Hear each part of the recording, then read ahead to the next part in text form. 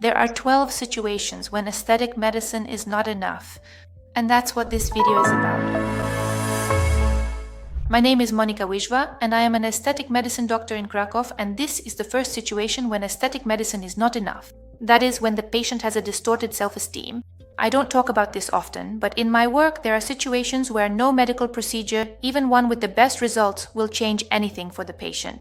This concerns situations where the patient sees themselves differently than they really are. Scientifically, this distorted self-perception is called body dysmorphic disorder, and in practice, in the office, it can manifest, for example, as a patient exaggerating the extent of their wrinkles, which are practically invisible, or someone being convinced they have facial scars that disfigure them, even though their complexion is perfectly even. Body dysmorphic disorder is a mental illness that, as a doctor, you need to be able to recognize before performing any procedure. Fortunately, in its textbook form, it occurs extremely rarely, but we as doctors should be aware of this possibility. What else should a good aesthetic medicine doctor do? Do not perform a procedure on drooping eyelids, which I explain in more detail in the next section. The second situation where aesthetic medicine is not enough: drooping eyelids. If you have drooping eyelids, no aesthetic medicine procedure will be sufficient to deal with this problem. In recent years, laser treatments, plasma, creams, facial taping, and many other methods that are supposed to lift the eyelids have become popular. In most cases, drooping eyelids are not caused by the eyelids having been higher and then sagging, but rather by an excess of eyelid skin, which becomes loose and stretches with age. And yes, drooping eyelids are also caused by the sagging and change in position of the eyebrows. However, this is a secondary cause. If this is the case for you, then no method other than surgically removing the excess skin will be anything but a waste of money. It's like trying to shield yourself from the rain with a sheet of paper. It kind of makes sense, but only for a moment and only at the beginning. The third situation where aesthetic medicine is not enough is when the problem is vascular or circulatory changes. The point is, it's not just the passage of time that makes us look older. Problems with circulation or the lymphatic system show up on the face very quickly, making it simply look worse, older, and aesthetic medicine procedures won't help with that, because the cause lies elsewhere.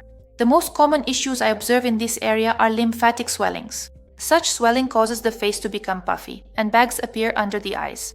We then look for aesthetic treatments in clinics for a lot of money, when in fact we should first address the problem that is causing these lymphatic swellings.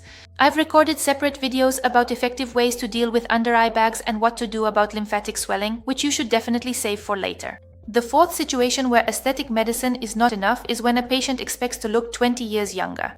I always say that aesthetic medicine is about prevention, not fixing what has already been damaged. It's like going to the dentist for the first time in your life at 50 and asking them to restore the smile and healthy dental structures you had at 20. Doing it that way is simply unrealistic.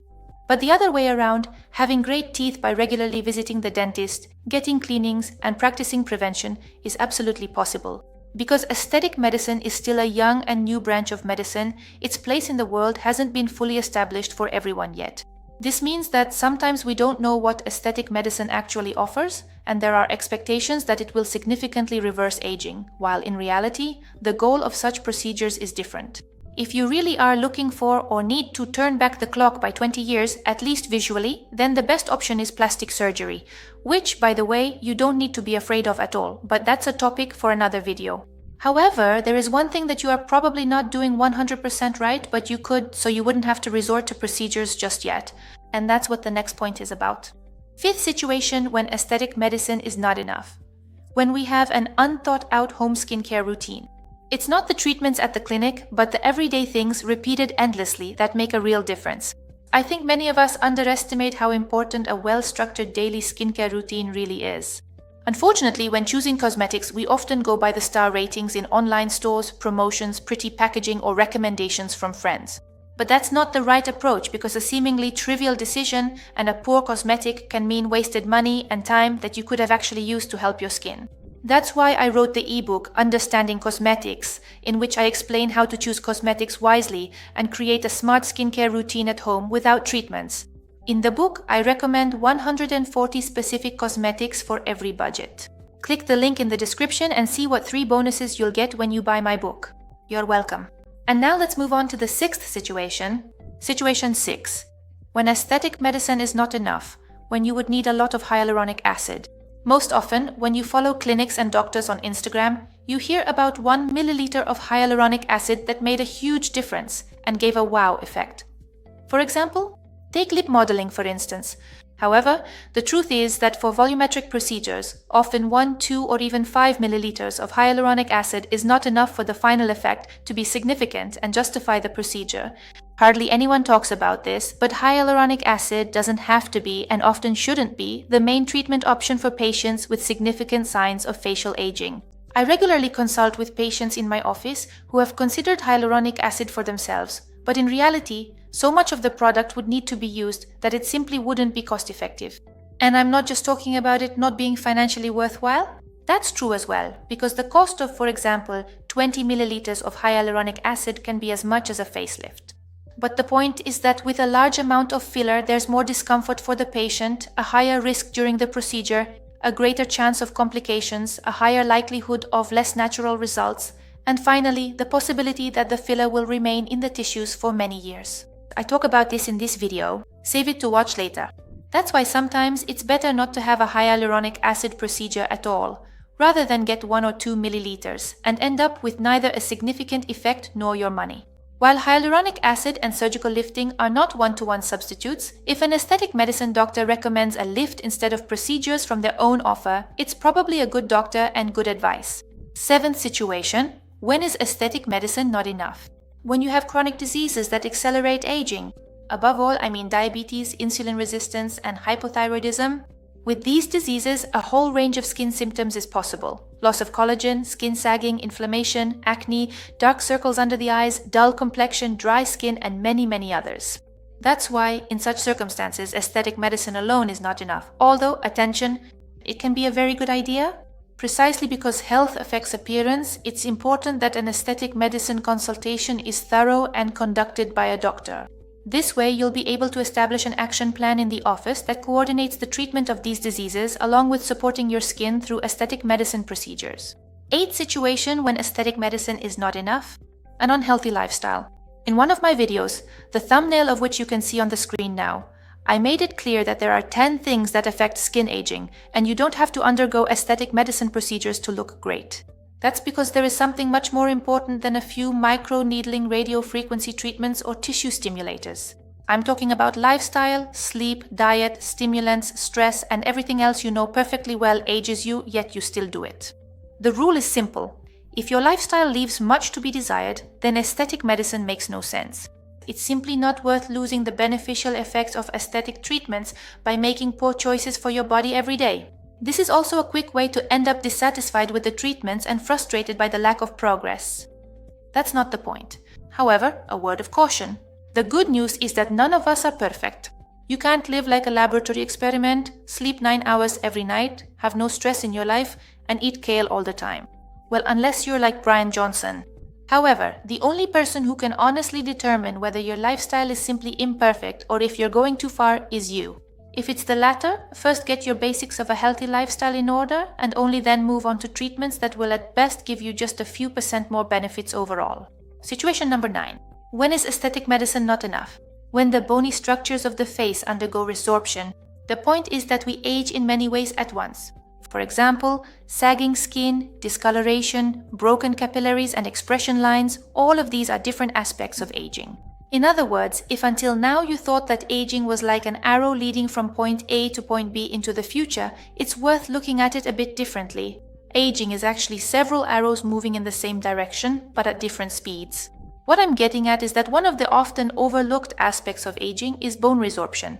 In other words, our bones become less dense, which we often recognize from osteoporosis, but they also diminish. So, the eye sockets gradually become larger, the jawbones get smaller, and the support for soft tissues starts to diminish, which the patient sees in the mirror as sunken cheeks, wrinkles, and changes in the shape of the face. The best example is when you remember your grandmother or great-grandmother taking out her dentures at night, a receding chin and that specific facial expression of an elderly person without teeth. That's exactly what I mean. And now to the point. You don't have to wait until you've lost all your teeth for your face to visibly show that the bone structures have changed. Sometimes these changes in the bones are so significant that, for example, chin volumetry with hyaluronic acid won't be enough, or dental problems will cause the face to change so much that no aesthetic procedure will make sense because the problem will lie elsewhere. My point is that in situations like the one I have just mentioned, the cause should be addressed, not the effect. In such cases, a visit to a surgeon or aesthetic dentist may be a much better solution than any aesthetic medicine procedure. Situation 10. When is aesthetic medicine not enough? When the patient expects immediate transformation results. I'm not saying that there aren't procedures in aesthetic medicine that deliver instant results. Because there are. For example, lip augmentation with hyaluronic acid. However, I encourage you not to think of aesthetic procedures as a single visit where you want to achieve everything at once. You won't achieve the best results by spending 10 or 20,000 zlotys in a clinic all at once, but rather by working with your doctor to establish a treatment plan that you consistently follow. What I'm getting at is that many excellent aesthetic procedures, such as powerful tissue stimulators, which I love, they deliver their results with a significant delay.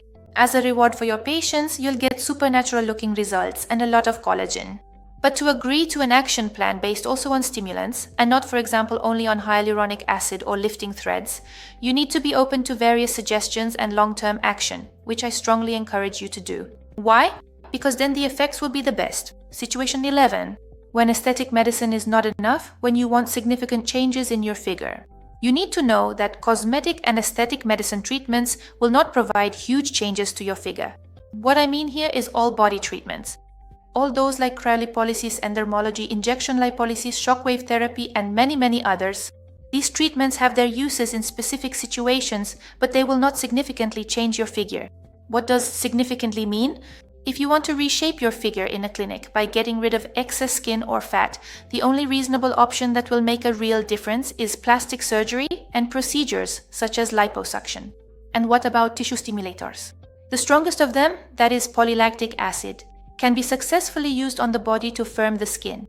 However, for this to make sense and provide real benefit to the patient, I can tell you from experience that the indications for this procedure are very limited. In other words, most patients who ask me during consultations about tissue stimulators for the body get the answer from me that in their case it wouldn't make sense and it's better not to do this procedure at all. And even though some people expect that a single quick needle procedure will change their figure, in most cases this is impossible.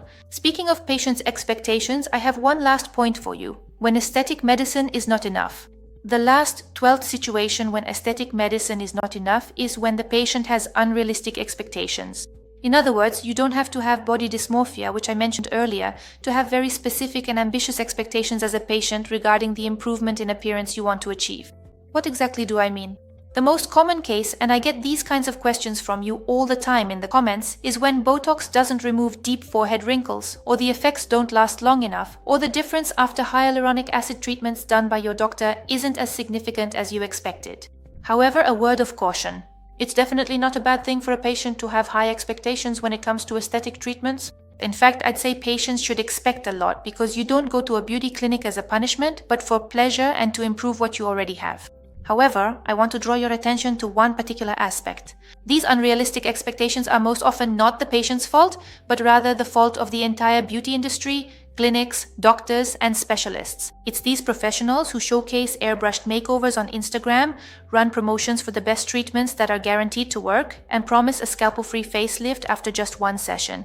That's why it's worth finding a doctor who will guide you by the hand through the world of aesthetic medicine and won't let you get lost in the online bubble that claims every treatment is good for everything. Because that's simply not true. Speaking of treatments that aren't good, there are 10 best-selling aesthetic medicine procedures that don't actually work. I've recorded a video about this, where I specifically list which treatments these are and explain why I don't recommend them. Be sure to watch that video so you don't waste money on something that simply can't work. The thumbnail for that video is now showing on the screen, so click and keep watching. I also have a small favor to ask. If you found this video interesting, please leave me a comment below for reach. That way YouTube will show it to more people. Thank you for that and thank you for watching my videos. See you in the next one. Kisses!